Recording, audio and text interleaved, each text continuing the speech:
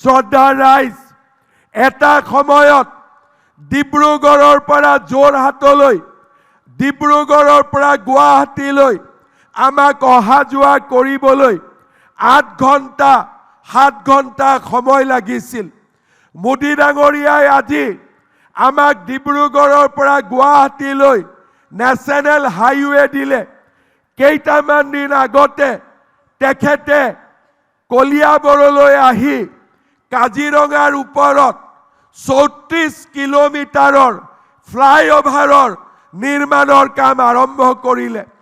ইয়াৰ ফলত লাভ কি হ'ব? ডিব্ৰুগড়ৰ পৰা গুৱাহাটীলৈ যোৱা সময় 1 ঘণ্টা কমি যাব। কাজিৰঙাৰ মাজেদি নহয়, আমি কাজিৰঙাৰ ওপৰেদি যাম। আপোনালোকে জানি ভাল পাব, এসময়ত নেশ্যনেল হাইৱেত অসমত ট্ৰাক চলিব নোৱাৰিছিল, গাড়ী চলিব নোৱাৰিছিল।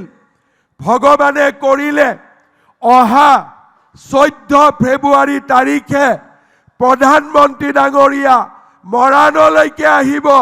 গাড়ীয়েদি নহয়, প্লেনেদি আহি ৰাস্তাত তেওঁ অৱতৰণ কৰিব। মৰাণৰ ৰাস্তাত সেইদিনাখন ৰাফেল নামিব, সুখই নামিব, বিমান বাহিনীৰ বিমান নামিব আৰু ভাৰতৰ ভিতৰতে ৰাস্তাৰ ওপৰত প্লেন নমা আমি অসম এখন অগ্ৰণী ৰাজ্যলৈ ৰূপান্তৰ হ'ম।